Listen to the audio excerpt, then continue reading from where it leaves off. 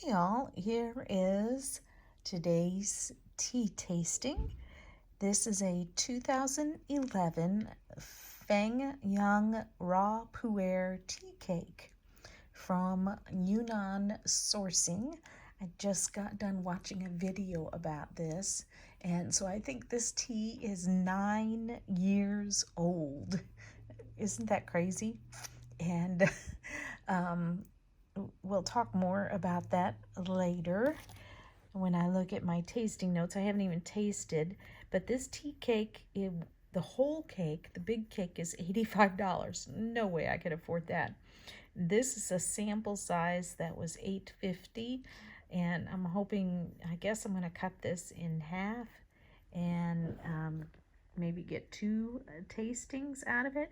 But you're supposed to be able to brew this in the Gaiwan at least 10 times so that it is more cost effective, because you can drink it all day long. So I have a tea pick, a pu'er pick, but I rarely use it. I got it out in case I wanted to use it, but I went ahead and just broke it in half, which means this amount is $4.25. Now, I had a tea yesterday that was $1.70. It was a Dragon Ball. So worth $1.70. So much. So for as many steeps as I got out of that tea, it was definitely worth the price. Much less. It was a very good tasting and much less than going to a coffee shop. Now, whether or not this at $4.25 is going to be worthy of the cost, I don't know, but sometimes you just have to get stuff and play. I mean, it's supposed to be that much better being a pu'er. So here goes. I'm just having a tea session in my lap. It's hard to look through the video and know what you're doing. So I wanted to film while I was pouring so we could watch this tea cake kind of break up. I could have broke it up, I guess.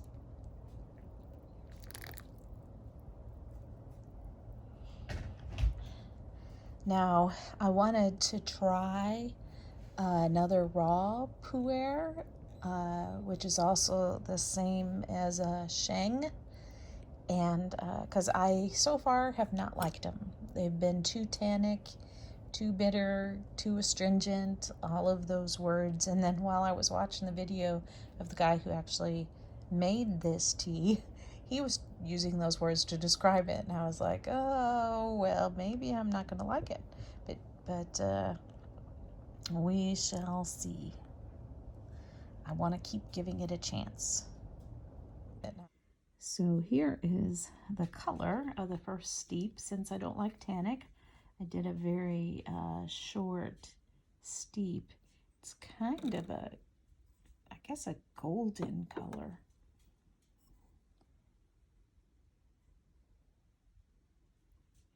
Getting ready to do my first taste.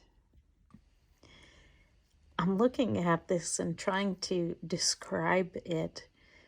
It's definitely a golden color, but it also has like a oily, shiny, and the word iridescent, whatever that means, factored to the water. It's really cool, almost like I should be celebrating New Year's Eve and champagne with it or something. Okay, I've had quite a few steeps of this tea now. Let me see if I can pick this up and maybe show you the leaves, how they have opened up. It's better if I set this down and zoom in the camera. So there's what the leaves look like opened up. They're nice and long and whole. They're kind of beautiful leaves.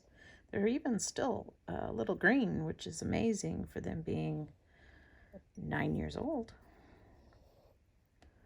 So next we're going to look at my tea notes.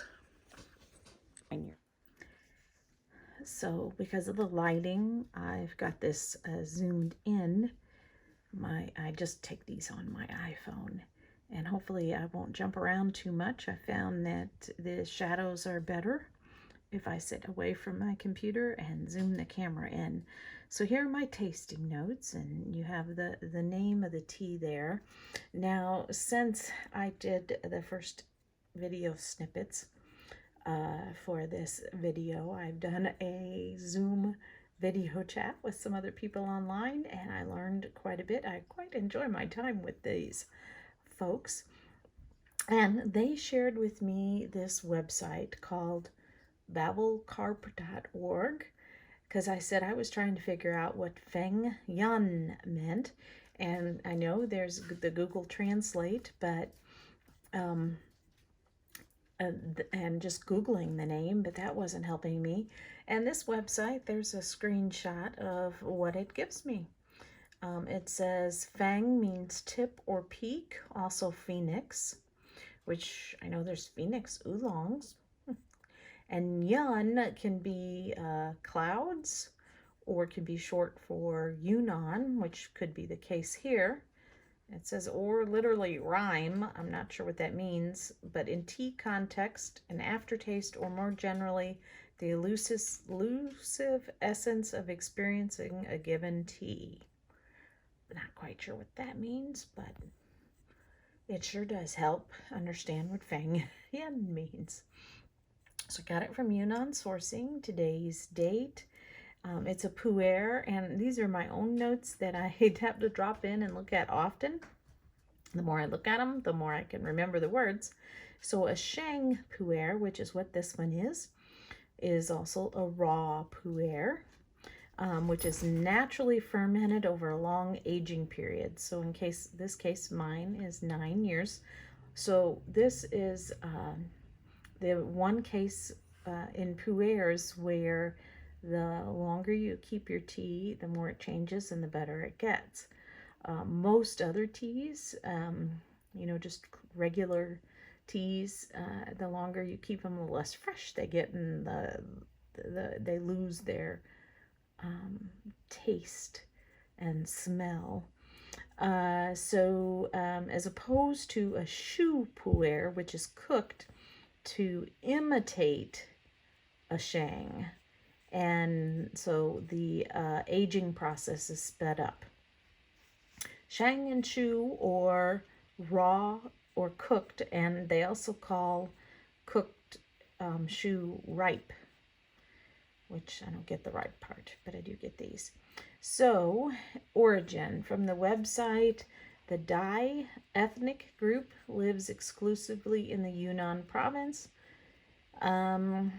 residing in that prefecture. And it talks about streams and mountains, and which are normally picked by unmarried young girls. So I looked up that location, and there's the Yunnan province, and down at the bottom is the prefecture where it comes from. And the seat, or the capital city, is Jinghong. So if you wanted to Google that on Google Maps. But this is from Wikipedia. The Dai people are closely related to the Lao and Thai people, who are from the majority in Laos and Thailand, but the Dai people are the minority group in this prefecture. I'm assuming that's like a county or a district, or I don't know what prefecture is. Some sort of categorization of dividing a country up. So the processing from this one says that this is a blended tea, and it's actually got 3 blends in it, but I cannot find anywhere where they tell me what those 3 blends are, other than an autumn and a spring from 2011. And this is where it starts scaring me. It sports a strong aroma, astringency, and bitterness. The mouth feeling is full and cooling. Yeah. Can be infused 10 or more times. This is very true because I'm still infusing mine and the taste has not changed much. And I bet you I've done it 10 times already. It's stone pressed, so that's kind of the processing. And packaged in bamboo leaf tongs. So, my notes from my chat today, I learned that many people consider young Shang to be not good tea yet. It's too harsh, it's not good yet. So I said, well, what is considered young? And I was told it's from when it's first made for about 15 years. So these Shang teas apparently aren't good until they've been aged 15 years. And that's when they reach their prime. That is why they're so expensive. Because if you have to store these for 15 years before you could sell it, yeah, that's time consuming. You're paying for time. Since my tea is 9 years old, it's sometimes considered a teenage tea. So a sheng should only be brewed for 15 seconds or less. And if it's really hard to drink, 5 seconds. Goodness, even at 5 seconds, I sure would get a lot of steeps out of this one. So this is called flesh steeping. So to do flesh steeping, you use a small amount of tea for 5 seconds. That's not a very long steep at all. So if you're trying to develop an acquired taste for this tea, which they say it should be an acquired taste for a sheng, I can identify with that because I didn't used to like dry wines. I was always a semi-dry wine drinker. I never was a sweet wine drinker. And now I love dry wines. So, I want to keep having an open mind with these. And so apparently, yeah, if you steep it for only 5 seconds at a time, next time I might try it. I've got the other half of this. I might just try a little bitty bit of it for 5 seconds instead of that whole other half. So actually on their website, they also have a YouTube video. It's on YouTube if you click over to YouTube. And it's 20 minutes long, and it's about Scott drinking it. And from what I can tell, it looks like the way he talks, like he's the one who created this. So he is from the Yunnan Sourcing. But look at the tea cakes he has in the background. Look how many he's got in there. Wow. I mean, like, I guess if you're aging them, that's okay to have that many. Because normally I don't keep that much tea around. And if you look right here in front, it's the size of the tea cake. Now, that tea cake there is $85. Isn't that ridiculous? I mean, talk about expensive tea. So I bought the sample size, which was $8.50, and that was a lot of money to me for the amount of tea I got. Now, not for the amount of steeps I'm getting, but I didn't like this tea. So that was an expensive mistake that I have to keep making myself drink something I don't like, so that I can get the use out of my tea. So so in the date of his videos, August 2019, he says it's 7.5 years old. So that means in January 2021, mine is 9 years old. He says there's a hint of smokiness or tobacco. I like smokiness. That one of the teas in the blend was smoky, and he did not taste the smokiness, but he only got a whiff of it and smelling. I never got it. Never got it. He said there was a honey sweetness that has a bite to it. Definitely astringent, a honey, floral, pungent, tanniny. These are words he said in the video. Thick, malty, hoppy, floral. Well, let me tell you, that was right on. When I started hearing that in the video, I got a little scared because I didn't think I'd like it.